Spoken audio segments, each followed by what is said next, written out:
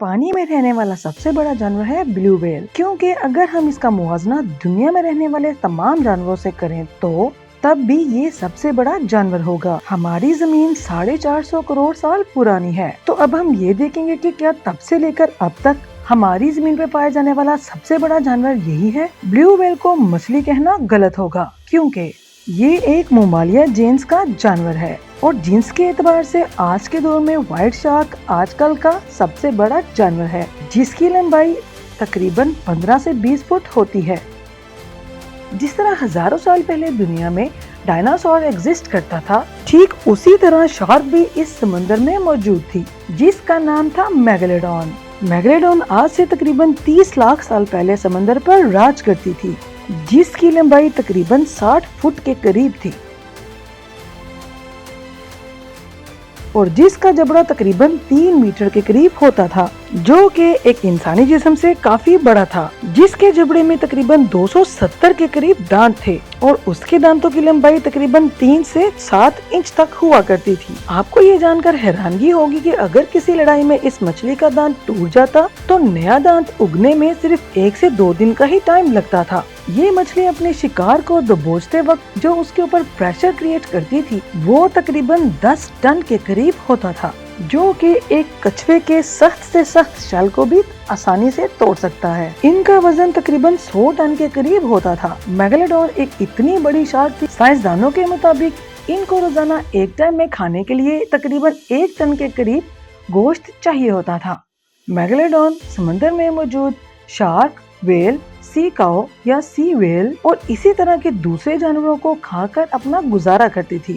میگالیڈون کے بچوں کا وزن بھی 2 سے 3 ٹن کے قریب ہوا کرتا تھا اور ان کی لمبائی 10 فٹ کے قریب ہوتی تھی اور ان کا جنم سمندر کے اس علاقے میں ہوتا تھا جہاں پر پانی کی مقدار کم ہوا کرتی تھی اور زندہ رہنے کے لیے ان مچھلیوں کو زیادہ سے زیادہ پانی کی ضرورت ہوتی تھی۔ اسی وجہ سے میگالیڈون سمندر کے کنارے پر نہیں جاتی تھی، کیونکہ ان کا سائز بہت زیادہ بڑا ہونے کی وجہ سے یہ وہاں پر ہی رہنا پسند کرتی تھی جہاں پر زیادہ پانی ہوتا تھا، تو اس وجہ سے جہاں پانی کم ہوتا تھا یہ وہاں پر سروائیو نہیں کر سکتی۔ اب سوچنے کی بات یہ ہے کہ اتنی بڑی اور اتنی زیادہ طاقتور ہونے کے باوجود میگالیڈون ختم کیسے ہو گئی؟ تو جس طرح سے ڈائناسور کی پوری نسل ختم ہونے کے پیچھے ایک راز ہے، بالکل اسی طرح ان کی نسل ختم ہونے کے پیچھے بھی ایک راز تھا، جو کہ سائنسدانوں کی کافی زیادہ ریسرچ کرنے کے باوجود بھی آج تک بھی پتہ نہیں چل سکا۔ سائنسدانوں نے اس کے بارے میں بہت سی تھیوریز بتائیں، لیکن ان میں سے ایک ایسی تھیوری جس کو آئیڈیل مانا جاتا ہے، وہ تھیوری یہ تھی کہ جیسے جیسے ٹائم گزرتا گیا سمندر میں نئے نئے جانور پیدا ہوتے گئے اور اس وجہ سے ہی سب سے زیادہ راج سمندر میں مچھلیوں کا ہی ہونے لگا۔ ان چھوٹی مچھلیوں کو بڑی شارکس کھا رہی تھی اور میگالیڈون کی آبادی وائٹ والی شارک سے کافی زیادہ کم تھی اور اس ٹائم پہ وائٹ شارک کی آبادی بہت ہی زیادہ تیزی سے بڑھ رہی تھی۔ آج سے 30 لاکھ سال پہلے سمندر کے پانی کا ٹمپریچر بہت ہی زیادہ ٹھنڈا تھا اور میگالیڈون کے زندہ رہنے کے لیے وارم ویدر ہی آئیڈیل تھا، کیونکہ میگالیڈون کے لیے ٹھنڈے علاقے میں سروائیو کرنا کافی زیادہ مشکل تھا۔ تو جیسے جیسے پانی کا ٹمپریچر ٹھنڈا ہوتا گیا میگالیڈون سمندر کے وارم والے حصے میں شفٹ ہوتی گئیں، کیونکہ گرم علاقے میں بہت ہی کم چھوٹی مچھلیاں پائی جاتی تھی، اسی وجہ سے میگالیڈون کے لیے گرم ویدر میں کھانا کم پڑ رہا تھا۔ تو اس طرح سے میگالیڈون کی بھوک لگنے پر اس نے اپنے ہی چھوٹے بچوں کو کھا لیا، تو اس وجہ سے میگالیڈون کی نسل آہستہ آہستہ کر کے ختم ہوتی گئی۔ اب سوچنے کی بات یہ ہے کہ کیا میگالیڈون آج کے دور میں بھی اس دنیا میں ایگزسٹ کرتی ہے؟ تو پچھلے کچھ سالوں میں کچھ اس طرح کے حادثات پیش آئے ہیں جس کو دیکھ کر یہ اندازہ لگایا جا سکتا ہے، کیونکہ 1876 میں ایک جہاز میں میگالیڈون کے دانت دیکھنے کو ملے۔ تو ایک ریسرچ کے مطابق معلوم ہوا کہ یہ دانت تقریباً 10,000 سال پرانے ہیں اور میگالیڈون لاکھوں سال پہلے اس دنیا سے ختم ہو چکی تھی۔ تو سوچنے کی بات یہ تھی کہ یہ دانت کیسے 10,000 سال پرانے ہو سکتے ہیں؟